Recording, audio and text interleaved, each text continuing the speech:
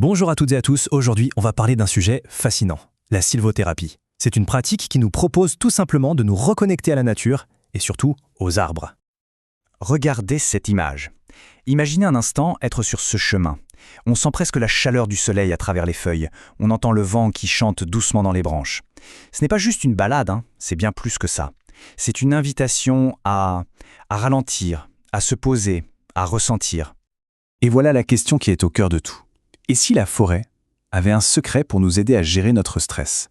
Si la solution à toute cette agitation du quotidien se trouvait, juste là, parmi les arbres? C'est une idée intrigante, non? Allez, on explore ça ensemble. Bon, alors, rentrons dans le vif du sujet.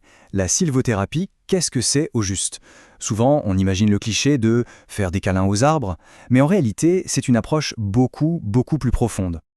Alors, voilà la définition officielle. Le mot le plus important ici, c'est consciente.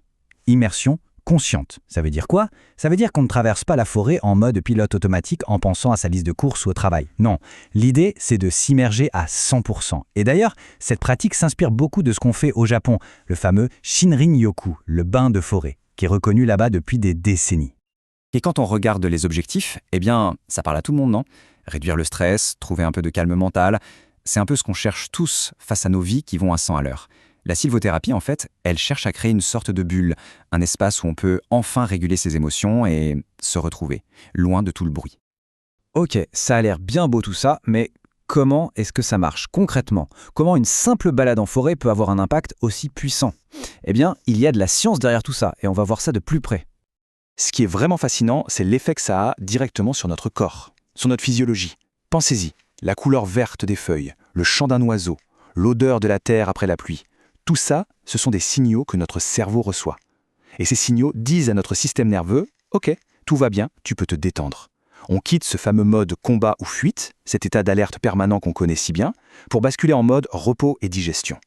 C'est un vrai switch, un passage de la tension au calme. Et cette phrase, elle résume tout parfaitement. La forêt, c'est comme un énorme bouton pause pour notre cerveau. On appuie dessus et hop, le flot de pensées qui n'arrête jamais, il se calme. On peut enfin arrêter de penser à tout et juste être là. C'est ça, le cœur du sujet. Et là, on voit bien les deux aspects. D'un côté, il y a ce qui se passe dans la tête, l'état d'esprit, le calme intérieur, et de l'autre, il y a le contact physique, bien réel, la main sur l'écorce d'un arbre, sentir sa texture. C'est vraiment la combinaison des deux qui rend l'expérience si puissante. Alors, on a vu le pourquoi, maintenant voyons le comment. Concrètement, ça se passe comment, une séance de sylvothérapie? En fait, tout s'articule autour de 5 grandes étapes, 5 piliers. D'abord, et c'est la base, on ralentit. On casse le rythme fou de notre quotidien. Ensuite, on se reconnecte à sa respiration, on respire consciemment. Troisième étape, on réveille nos 5 sens. On écoute, on sent, on touche. Puis vient un moment plus symbolique où on va créer un lien avec un arbre en particulier. Et enfin, hyper important, on prend un temps pour digérer, pour intégrer tout ce qu'on vient de vivre.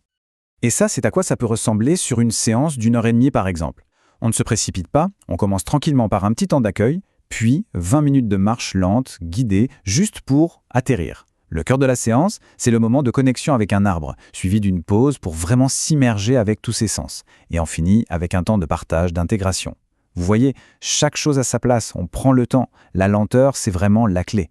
L'éveil des sens, ce n'est pas juste un concept abstrait. C'est très concret. Le guide peut par exemple proposer de marcher pieds nus sur la mousse, sentir la fraîcheur, la douceur sous ses pieds. L'idée, c'est de se reconnecter à des sensations toutes simples, primaires, qu'on a complètement oubliées dans nos vies de tous les jours. Bon, on arrive à la fin. Et pour conclure, c'est super important de parler des bénéfices, bien sûr, mais aussi de bien comprendre les limites de la pratique. Qu'est-ce que la sylvothérapie n'est pas? Du côté des bénéfices, les retours sont vraiment encourageants.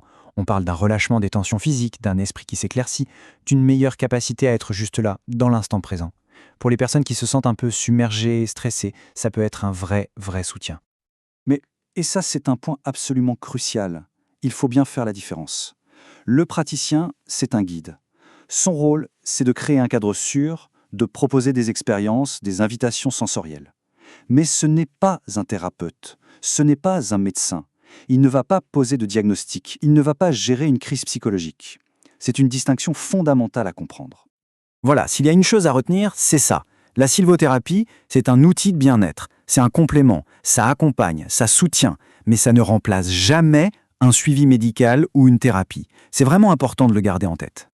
On arrive à la fin de notre exploration. Regardons cette dernière image. Elle nous rappelle que la forêt est toujours là, patiente, silencieuse. Elle nous attend, et elle nous offre cet espace incroyable pour simplement nous retrouver. Et je voulais finir avec cette question.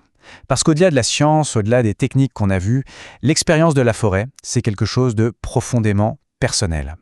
Alors quel message la forêt nous réserve-t-elle? Eh bien, peut-être que la seule façon de le savoir, c'est d'y aller et d'écouter. Merci beaucoup.